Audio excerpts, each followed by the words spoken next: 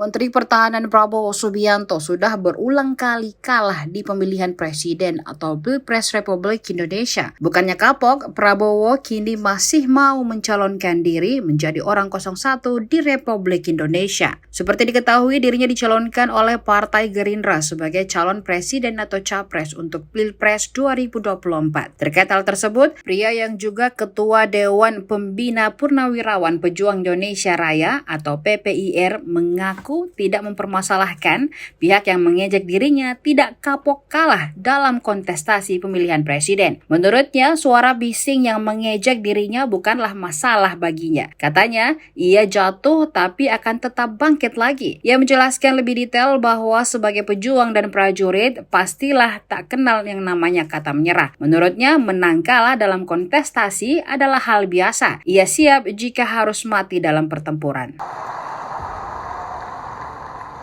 Jadi yang mengejek saya, yang mengejek saya katakan Prabowo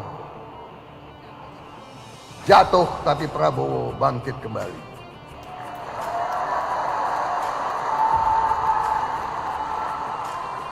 Karena tidak ada kata menyerah di dalam hati seorang pejuang. Menang kalah biasa.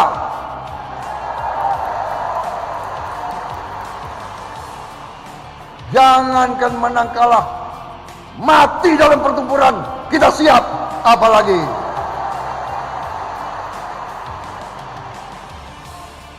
selama hayat masih di kandung badan, selama tenaga masih ada, selama dirasakan kita diperlukan oleh bangsa dan negara, selama kita masih memberi sumbangan, masih mampu memberi sumbangan kepada negara dan bangsa, selama itulah kita harus berjuang dan mengabdi.